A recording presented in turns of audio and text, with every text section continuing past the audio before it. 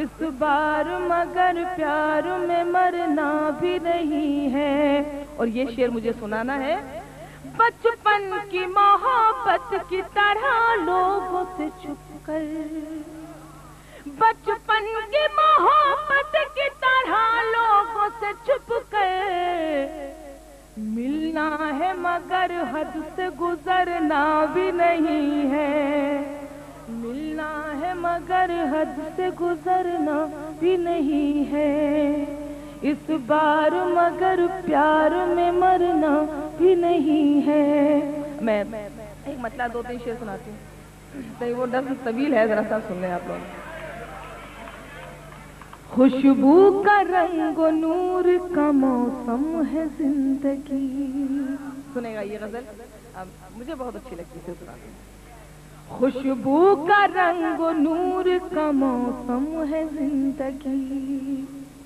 خوشبو کا رنگ و نور کا موسم ہے زندگی، لیکن گلوں کی طرح بہت کم ہے زندگی. لیکن گلوں کی طرح بہت کم ہے زندگی. اور یہ شعر آپ سب کو نظم کرتی ہوں.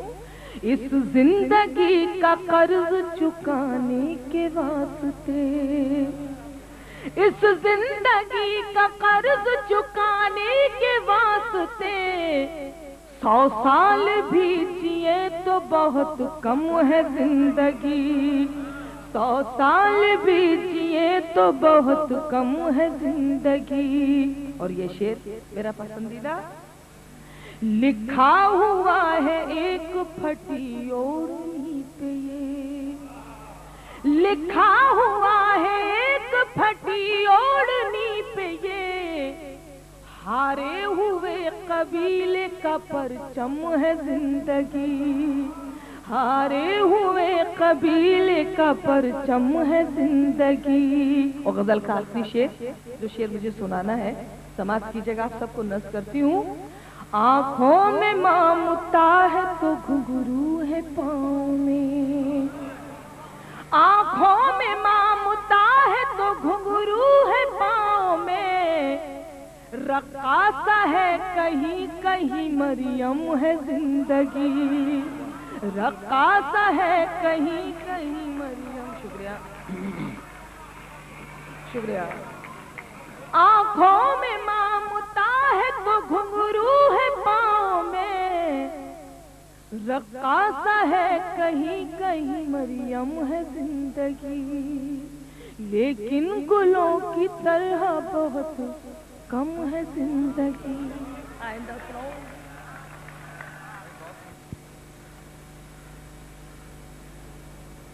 ایک غزل کے 2-3 شعر پیش کروں گا. تلخی جاں کا زہر بالآخر ہونٹوں تک آ پہنچا ہے. تلخی جاں کا زہر بالآخر ہونٹوں تک آ پہنچا ہے. اندر اندر کڑھنے والا میٹھے بول سنائے کیا. زیست سے بڑھ کر سچ دنیا میں اور بھلا کیا ہوے گا. زیست سے بڑھ کر سچ دنیا میں اور بھلا کیا ہوے گا. زہر حلاحل پینے والا تلخی سے گھبرائے کیا. رات کی پلکوں پر تھے آنسو چاند کا چہرہ پھیکا تھا. رات کی پلکوں پر تھے آنسو چاند کا چہرہ پھیکا تھا. چھاتی بھیتر جب کچھ ٹوٹے پھر نظروں کو بھائے کیا. تیرے ہونے سے کیا ہوتا نہ ہونے سے کیا نہ ہوا. تیرے ہونے سے کیا ہوتا نہ ہونے سے کیا نہ ہوا. نہ کچھ کھونا نہ کچھ پانا تو پھر کھوئے پائے کیا. عرض کرتا ہوں چند شعر سماعت فرمائیے.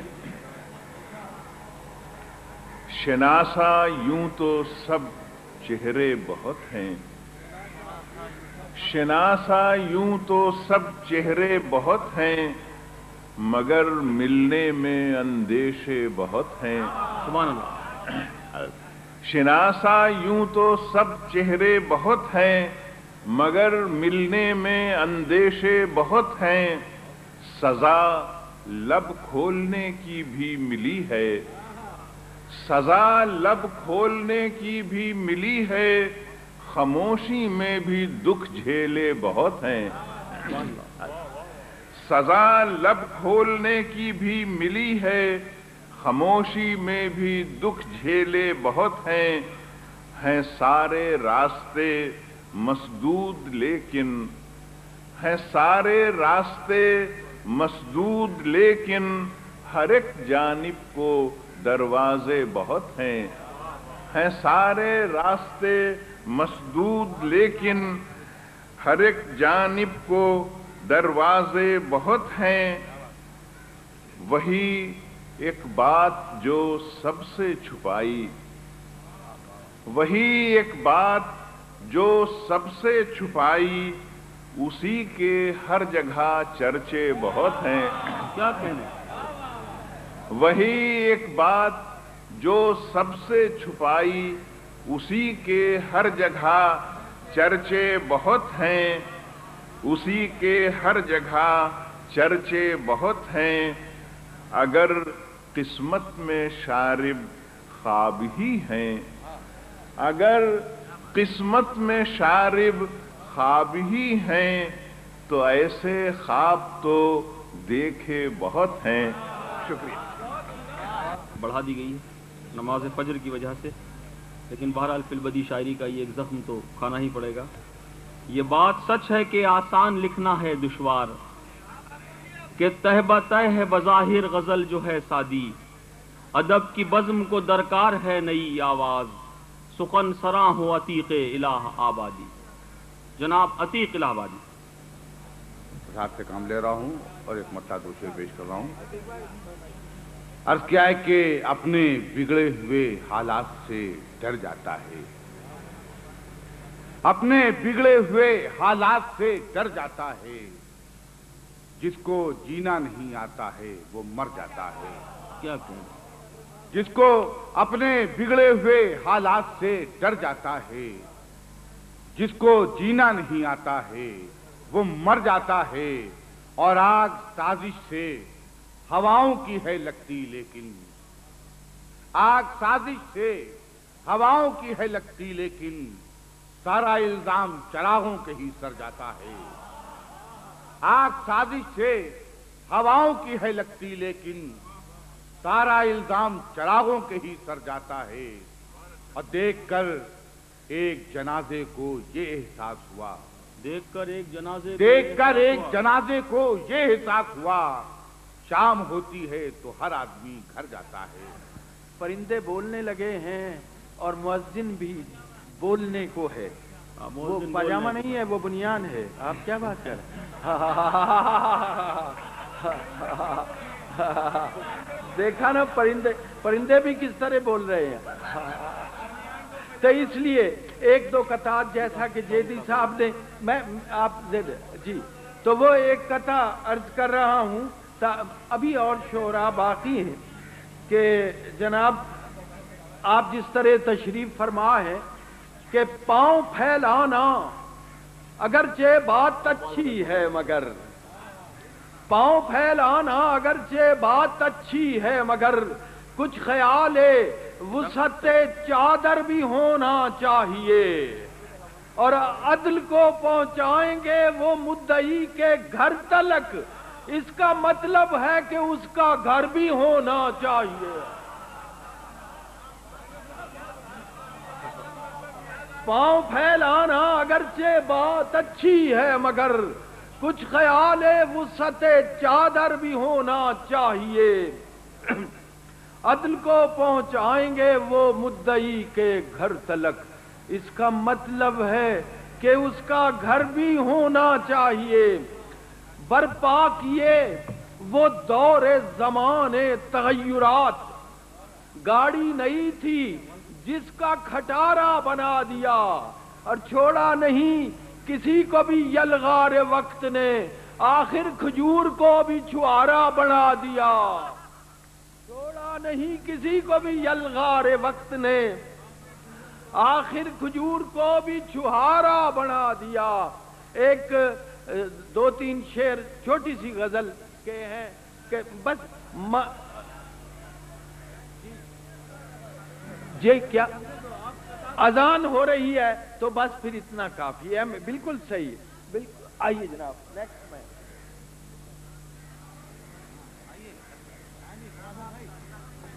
جناب ساغر خیامی صاحب، جن کے آپ بہت دیر سے منتظر تھے. جناب ساغر خیامی تشریف لا رہے ہیں. میں جشن غم منانا چاہتا ہوں، میں آنسو کو ہنسانا چاہتا ہوں. میں جشن غم منانا چاہتا ہوں، میں آنسو کو ہنسانا چاہتا ہوں. سوچا تو بہت کچھ تھا پڑھنے کے لیے، اب ہماری سمجھ میں نہیں آ رہا کیا کریں. جی نہیں مجھے معلوم ہے، ممنون آپ لوگوں کا. میں اس نظم کا عنوان ہے کھڑا ڈنر.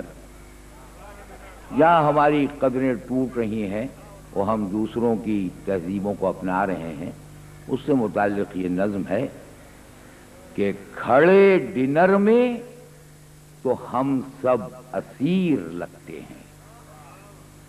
کھڑے ڈنر میں تو ہم سب اسیر لگتے ہیں، رکابی ہاتھ میں پکڑے فقیر لگتے ہیں. رکابی ہاتھ میں پکڑے فقیر لگتے ہیں، کچھ اپنی باتوں سے پیروں کے پیر لگتے ہیں. خدا گواہ کئی ٹیڑھی کھیر لگتے ہیں. جو ویج کھاتے تھے مرغے سے سرفراز ہوئے، اور کھڑے ڈنر میں جو پہنچے تو سب ایاز ہوئے. کھڑے ڈنر میں جو پہنچے تو سب ایاز ہوئے. ہر ایک شخص کی مرغے پتھی جمی آنکھیں، کباب و نان پر ٹھہری تھی نرگسی آنکھیں. جناب شیخ کی کہتی تھی یہ پھٹی آنکھیں، نہ ہاتھ آئے گا مرغا اگر ہٹی آنکھیں.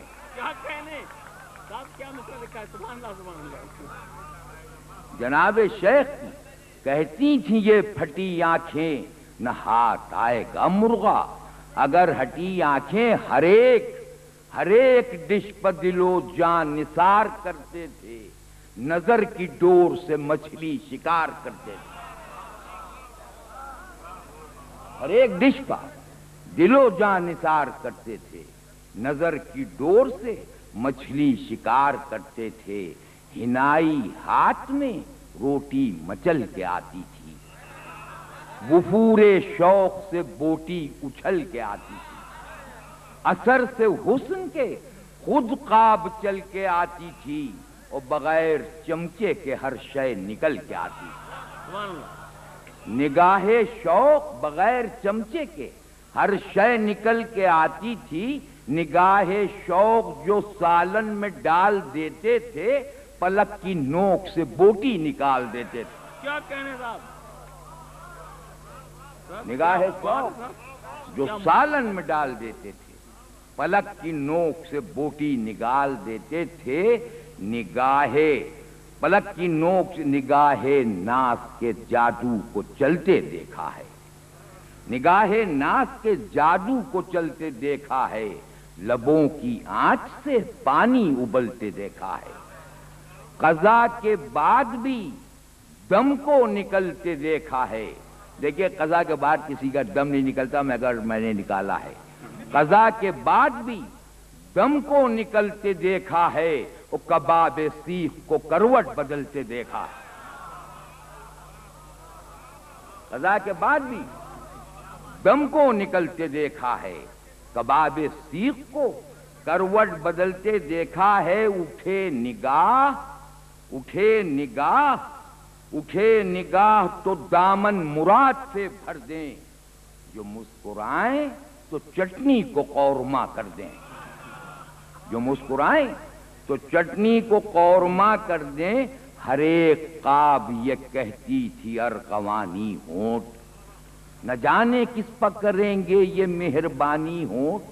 وہ خوش نصیب ہے جس کی کہیں کہانی ہونٹ، اور مہک رہے تھے گلاسوں میں زعفرانی ہونٹ. ہمیں تو کھیر سے زائد مٹھاس لگتی تھی، لبوں کو دیکھ کے پانی کو پیاس لگتی تھی۔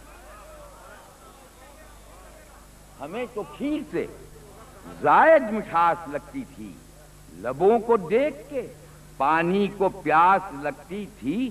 قسم سے 12ویں روٹی اٹھا رہا تھا کوئی، بغیر دانت کے ہڈی چبا رہا تھا کوئی، لگی تھی مرچ تو آنسو بہا رہا تھا کوئی، اور شکم کے ٹاپے میں مرغے ہکا رہا تھا وہ۔ شکم کے ٹاپے میں مرغے ہکا رہا تھا کوئی، اور سزا ملی تھی بکثرت پرند کھانے کی، اور شکم سے آتی تھی آواز پھڑ پھڑانے کی۔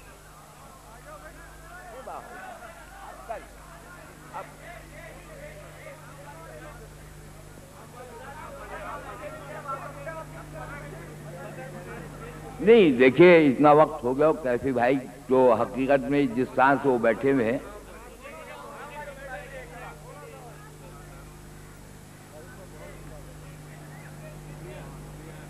تو ٹھیک ہے۔ آپ اب میں نے ایک وہاں شاعرات کا میچ سنا تھا، آپ ون ڈے کرکٹ سن لیں۔ جی نہیں، مجھے معلوم ہوا کہ انشاءاللہ یہیں سے دوزخ جائیں گے۔ جی دیکھیے، جیسے حالات آج اللہ نے ہندوستان اور پاکستان میں کیے ہیں کہ دونوں ملک چاہتے ہیں کہ ایک دوسرے کے گلے مل جائیں۔ آج سے 10 سال پہلے بھی یہی حالات تھے، تو جو ورلڈ کپ کرکٹ میچز کھیلے گئے تھے اس میں آدھے میچ یہاں ہو رہے تھے، آدھے میچ انڈیا میں ہو رہے تھے، لیکن جب یہ میچ ٹی وی پہ آتے تو لوگ دیکھنے میں اتنا مصروف ہو جاتے تھے کہ اگر کرکٹ سے ہٹ کے بھی بات کیجیے تو اسکور میں جواب دیتے تھے۔ ایک صاحب مر گئے، میں تعزیت کے لیے ان کے بیٹے کے پاس گیا، میں کہا بھائی کل تک تو تمہارا ابا ٹھیک تھا، آخر کیا ہو گیا؟ کہ انکل یوں سمجھ لیے LBW ہو گئے۔ تو یہ کرکٹ کی اصطلاحیں ہماری زبان میں ایک ایک مصرع غور طلب جتنے لوگ ہیں ان کے سامنے کہ ٹی وی پر چل گیا ہے کرکٹ کا جو چلن، ہر شخص محو دید ہے دولہا ہو یا دلہن۔ ایک مولوی سے پوچھا جو حوروں کا باغ پن، داڑھی کھجا کے بولے کہ 100 for 1۔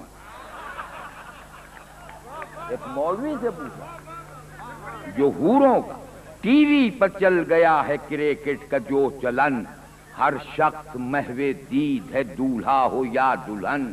ایک مولوی سے پوچھا جو حوروں کا باغ پن، داڑھی کھجا کے بولے کہ 100 for 1۔ میں نے کہا یہ وقت ہے حق کی اذان کا، بولے کہ میں تو فین ہوں عمران خان کا۔ جس کی طرف بھی دیکھیے صورت سوال ہے، صدمے سے زرد کوئی مسرت سے لال ہے۔ ایک شیر گھر میں بیٹھ کے کہنا محال ہے، بچوں کا ذکر کیا ہے یہ بیگم کا حال ہے۔ پوچھا کسی نے آپ کے وہ ہیں مکان پر، بولی وہ کیچ ہو گئے کب کے میدان پر۔ بولی وہ کیچ ہو گئے کب کے میدان پر۔ بچے تمام رات ہمیں ٹھیلتے رہے، کرکٹ کا میچ خواب میں وہ کھیلتے رہے۔ کوہنی سے لات سے وہ ہمیں ریلتے رہے، ہم بھی ترقی دیکھ کے سب کھیلتے رہے۔ اور بیٹ دیکھیں کہ سوٹے میں گیند آن کی ماری جو آنکھ میں، چانٹا پڑا چٹاک سے منہ پر لحاف میں۔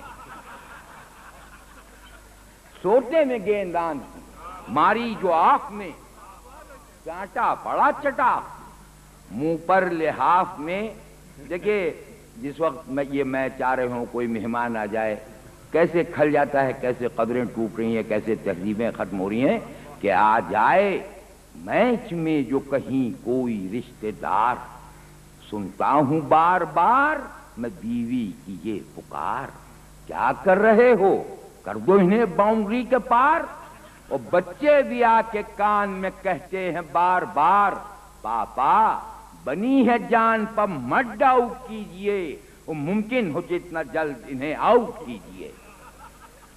میچ انڈیا بھی ہار گیا تھا، پاکستان بھی ہار گیا تھا، اور آسٹریلیا نے کب جیتا تھا وہاں پہ یہ کہ ہارا ہے جب سے میچ سبھی مردہ دل سے ہیں، کرکٹ کا ہے خمیر کہاں آب و گل سے ہیں، بچوں کو دیکھتا ہوں تو وہ مزمحل سے ہیں، ایسا لگے ہے مجھ سے نہیں ہے کپل سے ہیں۔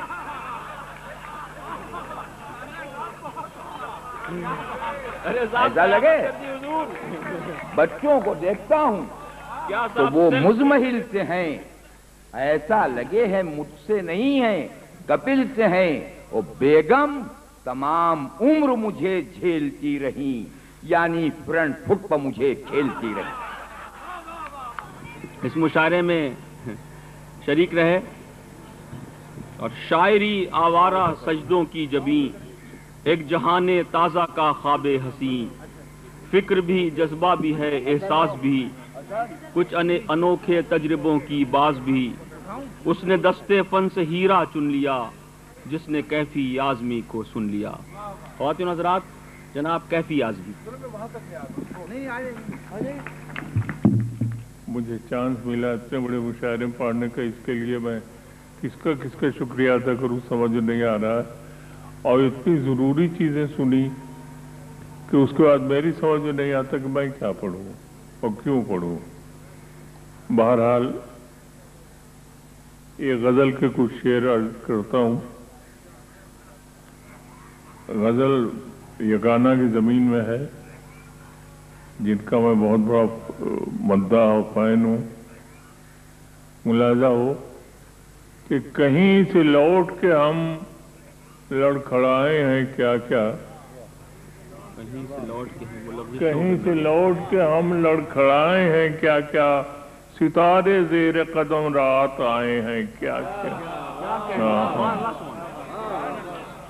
کہیں سے لوٹ کے ہم لڑکھڑائے ہیں کیا کیا، ستارے زیر قدم رات آئے ہیں کیا کیا۔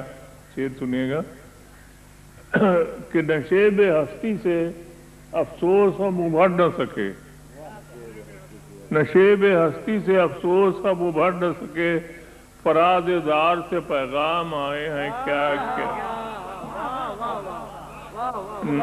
نشیب ہستی سے افسوس ہم ابھر نہ سکے، فراز دار سے پیغام آئے ہیں کیا کیا۔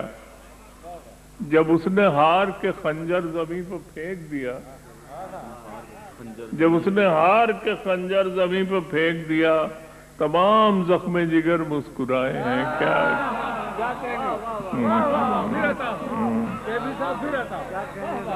جب اس نے ہار کے خنجر زمین پر پھینک دیا، تمام زخم جگر مسکرائے ہیں کیا کیا۔ یہ ایک نازک سا شعر سنیے گا۔ چھٹا جہاں سے اس آواز کا گھنا بادل، چھٹا جہاں سے اس آواز کا گھنا بادل، وہیں سے دھوپ نے طلبے جلائے ہیں کیا کیا۔ چھٹا جہاں سے اس آواز کا گھنا بادل، وہیں سے دھوپ نے طلبے جلائے ہیں کیا کیا۔ حضور ہماری ادبی دنیا کا یہ ایک حادثہ ہے کہ ہمارے 3 بڑے شاعر تھوڑے تھوڑے وقفے سے ہم سے جدا ہو گئے، حضرت جوش ولی آبادی، فراق گورکھپوری اور فیض احمد فیض۔ اب یہ شعر ملاحظہ ہو، شارف صاحب شعر سنیے گا۔ کہیں اندھیروں سے مانوس ہو نہ جائے ادب، کہیں اندھیروں سے مانوس ہو نہ جائے ادب، چراغ تیز ہوا نے بجھائے ہیں کیا کیا۔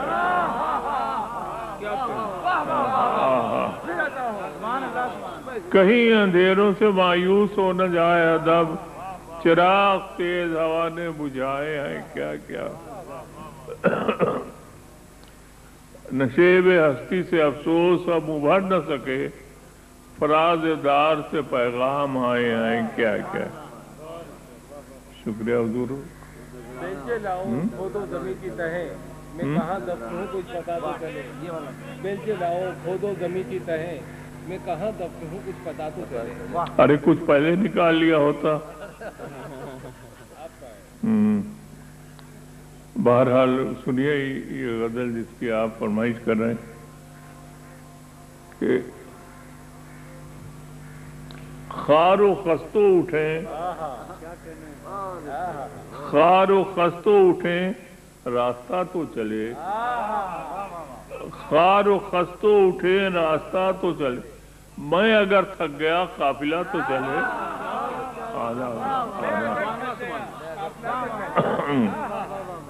खारो खस्तो उठे रास्ता तो चले, मैं अगर थक गया काफिला तो चले, बेलचे लाओ खोलो जमीन की तहें, बेलचे लाओ खोलो जमीन की तहें, मैं कहाँ दफन हूँ कुछ पता तो चले। बेलचे लाओ खोलो जमीन की तहें, मैं कहाँ दफन हूँ कुछ पता तो चले।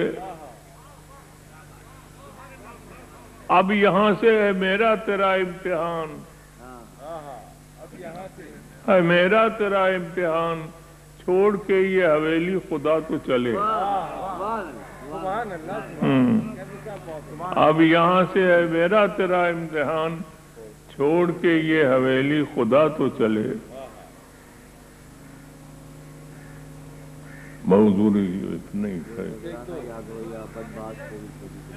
कोई छोटी सी नज्म सुनाने, नज्म या गजल। हाँ हाँ वो भी अच्छी है।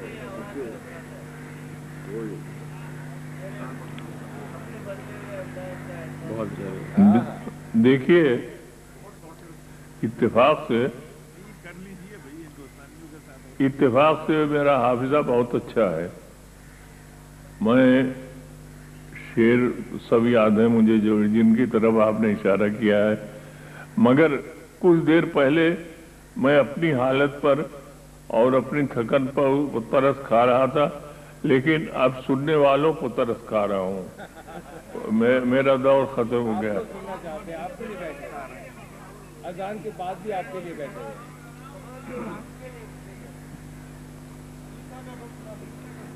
कुछ सुनाइए सर। अच्छा, वो तो मैं सुना दूँ जरूर, अगर मुझे जरा से पानी मिल जाए पीने को।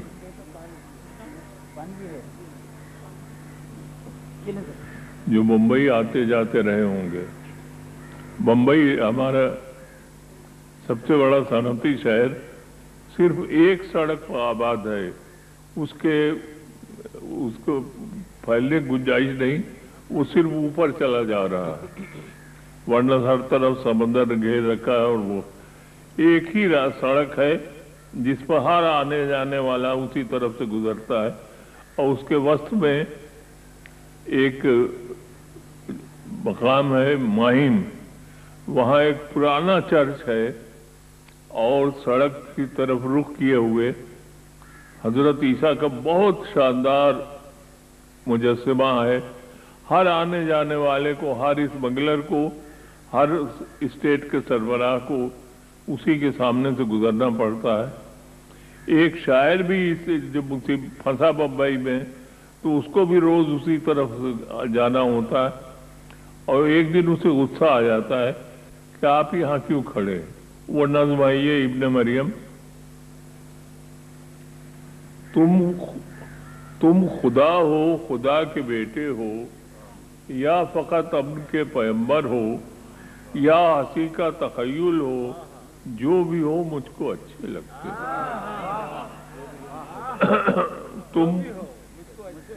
तुम खुदा हो, खुदा के बेटे हो, या फकत अब्न के पैगंबर हो, या किसी का हंसी तखय्युल हो, जो भी हो मुझको अच्छे लगते हो, मुझको सच्चे लगते हो।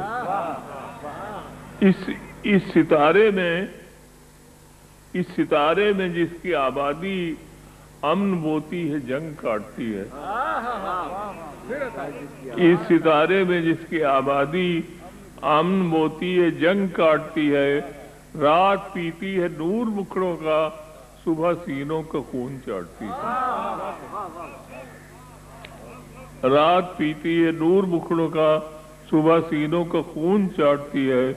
तुम न होते तो जाने क्या होता, तुम न होते तो देवता राक्षस, तुम न होते तो जाने क्या होता, तुम न होते तो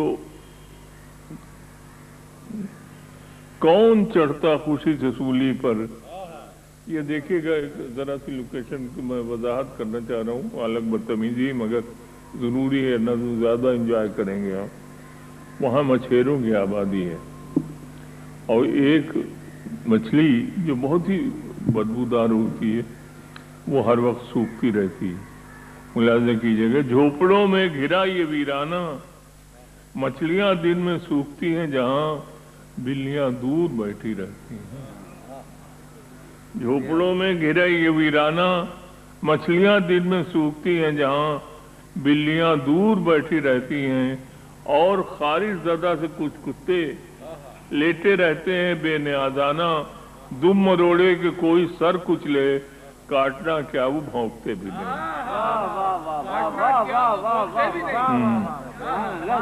और खारिश ज़दा से कुछ कुत्ते लेटे रहते हैं बेनियाजाना, काटना क्या वो भौंकते भी नहीं। और जब वो दहकता अंगारा छन से सागर में डूब जाता है, और जब वो दहकता अंगारा छन से सागर में डूब जाता है, कश्तियां कुछ किनारे आती हैं, भंग गांजा चरस शराब अफ्यून जो भी लाएं, जहां से भी लाएं, दौड़ते हैं इधर से कुछ साए और सब कुछ उतार लाते हैं। गाड़ी जाती है आदिल की मीज़ान, जिसका हिस्सा उसी को मिलता है। यहाँ खतरा नहीं खयानत का, तुम यहाँ क्यों खड़े हो मुद्दे से। क्या कहने वाह वाह वाह, यहाँ खतरा नहीं खयानत का, यहाँ खतरा नहीं खयानत का, तुम यहाँ क्यों खड़े हो मुद्दत से। यहाँ खतरा नहीं खयानत का, तुम यहाँ क्यों खड़े हो मुद्दत से।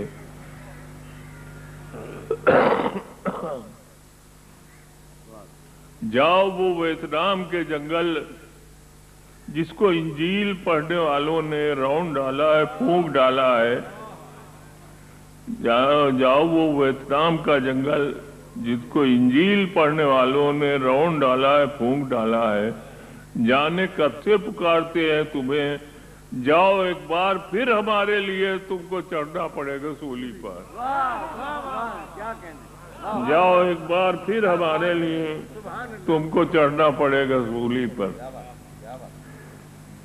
तो ये नज्म भी हो गई। अब तो अब कुछ नहीं चाहिए, अब सिर्फ छुट्टी चाहिए। ख़वातीन हज़रात, आपका बहुत बहुत शुक्रिया। फजर की अजानों के साए में ये महफिल इख्तिताम पजीर हुई। सदारती खुतबे के लिए डॉक्टर हनीफ फ़ौक साहब को जहमत दूंगा कि वो चंद कलमात अदा करें। कराची क्लब की ये रिवायत रही है कि हम तो अब वो जमाना नहीं रहा कि खुद चलता, फिर कोई ले जाता है तब आता हूँ, कोई वो तो आप इजाजत दें तो अब चले। हनीफ फ़ौक साहब आज की बज़्म के सदर, आप इन्हें सुने, आपका बहुत शुक्रिया। ख़वातीन हज़रात, जिस तवज्जो से आपने इस मुशायरे को समाअत फरमाया है, हकीकत यह है कि मैं आपके सब्र की निहायत दाद देता हूँ।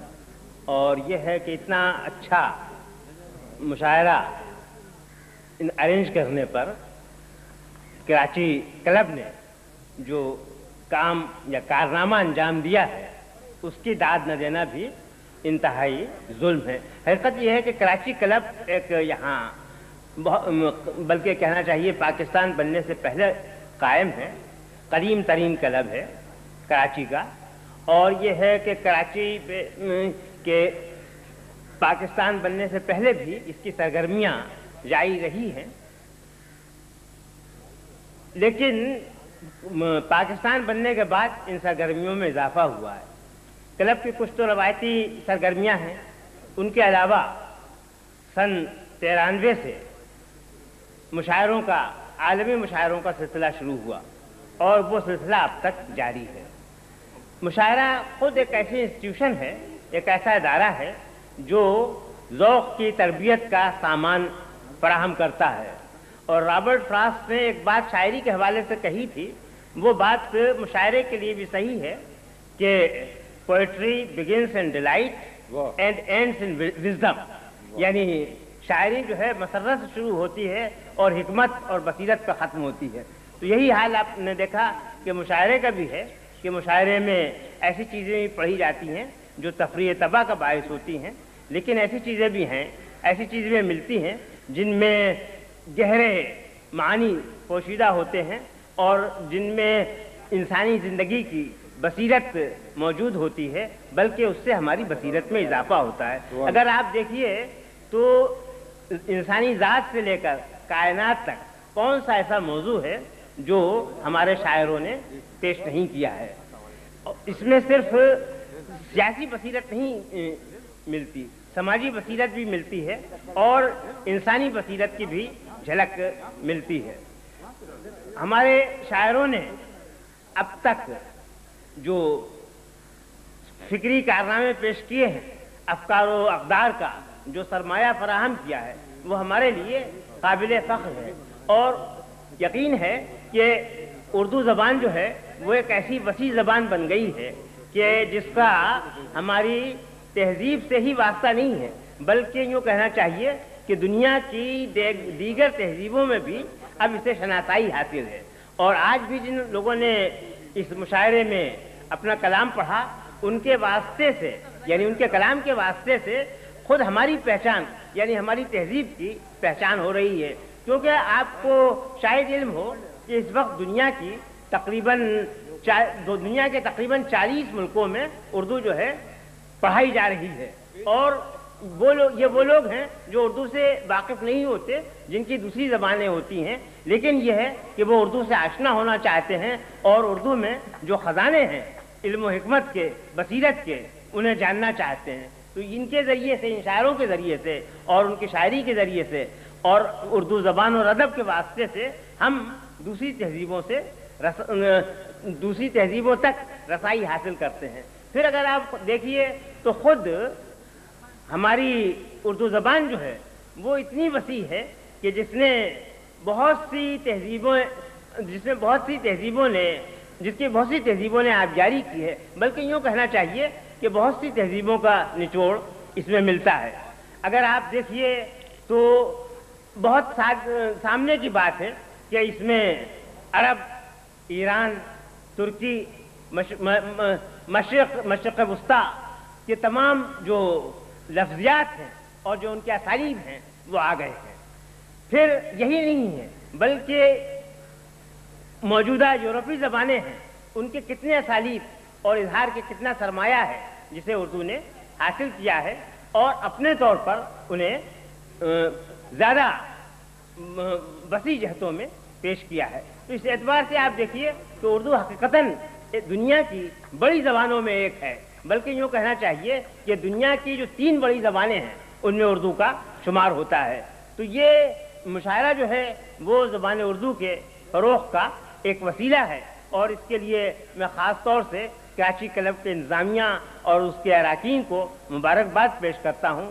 سلمان صالح صاحب, ہلال رضوی صاحب, سلمان قیصر صاحب, عبدالحفیظ میمن صاحب, جمیل ساکرانی صاحب اور ایوب بابانی صاحب, کہ جن کی کوششوں سے مسلسل اردو کے اس فروغ کا سامان ہو رہا ہے. اور بڑی بات یہ ہے کہ اردو ان لوگوں تک, یا اردو کی آواز ان لوگوں تک پہنچ رہی ہے جن کا اب تک اردو سے اس طرح واسطہ نہیں ہے جس طرح سے اردو کے لکھنے پڑھنے والوں کا ہے. لیکن میں اس کو بہت زیادہ اہمیت اس لیے دیتا ہوں کہ یہ وہ لوگ ہیں جو ہمارے ملک کی معیشت مضبوط کر رہے ہیں اور جن کا ملک کی معیشت بنانے میں حصہ ہے.